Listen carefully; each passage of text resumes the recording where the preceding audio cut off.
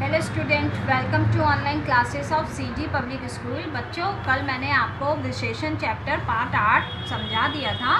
विशेषण किसे कहते हैं और विशेषण के कितने प्रकार होते हैं ये बता दिया था। आज हम इसके प्रकार के बारे में ही पढ़ेंगे कि विशेषण के कौन कौन से प्रकार हैं और उनके बारे में। ठीक है, सबसे पहले आता है गुणवाचक विशेषण। आइए देखिए, मैं आपको बताती हूँ गुणवाचक विशेषण में क्या होता है। ओके, देखिए गुणवाचक विशेषण में क्या है, वे जो शब्द संज्ञा या सर्वनाम के किसके संज्ञा या सर्वनाम के गुण, दोष, आकार, रंग, रूप, अवस्था आदि बताते हैं वे गुणवाचक विशेषण कहलाते हैं। अब इसके उदाहरण देखिए। संज्ञा सर्वनाम के जितने भी मैंने गुण, दोष, आकार, जो उनका स्ट्रक्चर वगैरह होता है, उनकी अवस्था, वो सब गुणवाचक विशेषण में आते हैं। अनन्या अच्छी लड़की है। अब अनन्या लड़की है ये भी कह सकते हैं, अनन्या तेज लड़की है, अनन्या जो भी है, तो वो उसका यहाँ पर गुण बता रहा है। अनन्या अच्छी लड़की है यानी कि वो बिहेव में अच्छी है, इसलिए उसके गुण को बता रहा है। अब यहाँ देखिए, हंसमुख बच्चे खेल रहे हैं। अब बच्चे खेल रहे हैं इस प्रकार भी लिख सकते हैं, लेकिन यहाँ इनके गुण व्यक्त कर रहा है कि हंसमुख हैं ये बच्चे, खेलते समय भी हंस रहे हैं, इसलिए ये हंसमुख बच्चे खेल रहे हैं। इसलिए स्टूडेंट्स यहाँ इनके गुण को व्यक्त किया गया है।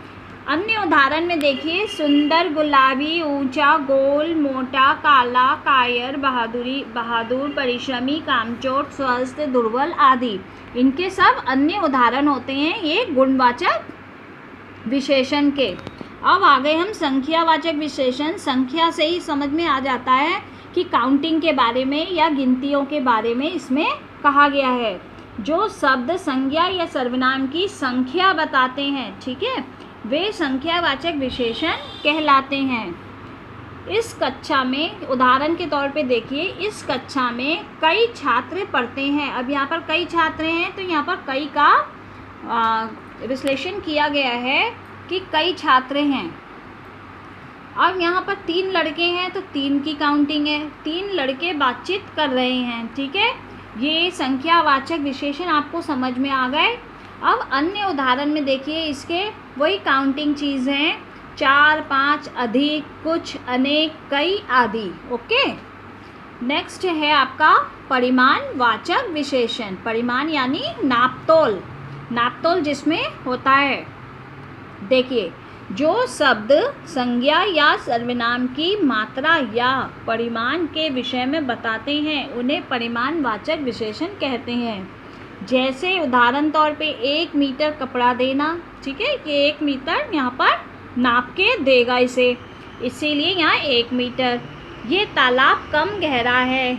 अब ये आपस में बातें कर रहे हैं, ये तालाब कम गहरा है, गहरा ज़्यादा होगा तो ज़्यादा, कम होगा तो कम, तो यहाँ इसके परिमाण के बारे में बताया गया है। अन्य उदाहरण थोड़ा, बहुत, कम, 3 मीटर, 2 लीटर, 1 किलो आदि।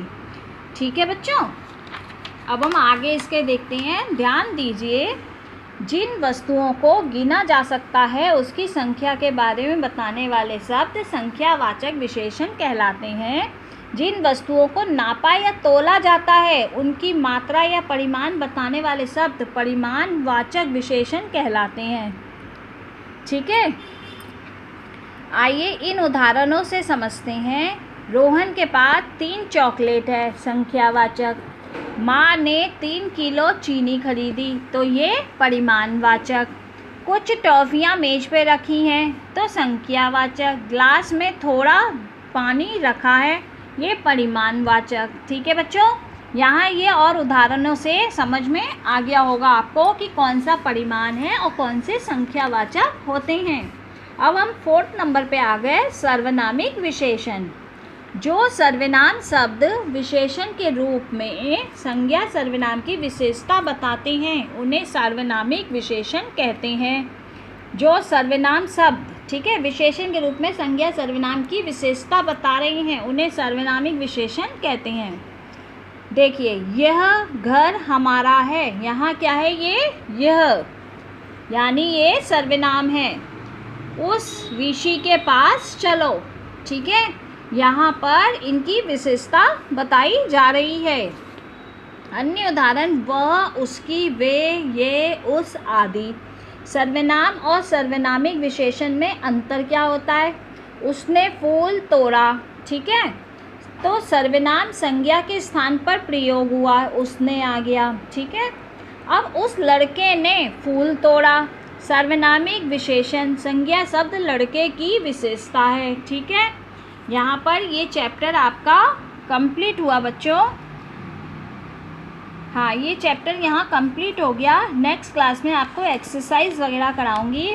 तो आज बच्चों आपको ये चैप्टर पूरा रीड करना है और नेक्स्ट क्लास जो सैटरडे होगी उसमें मैं आपसे विशेषण की ही क्वेरी करूँगी, क्योंकि ये चैप्टर मैंने आपको पढ़ाया तो उस टाइम पे MS टीम पर मैं आपसे क्वेश्चनिंग करूँगी, इसीलिए अधिक बच्चे इसे पढ़कर आएँ और मुझे क्वेश्चन का आंसर दें। Okay, thank you, have a nice day.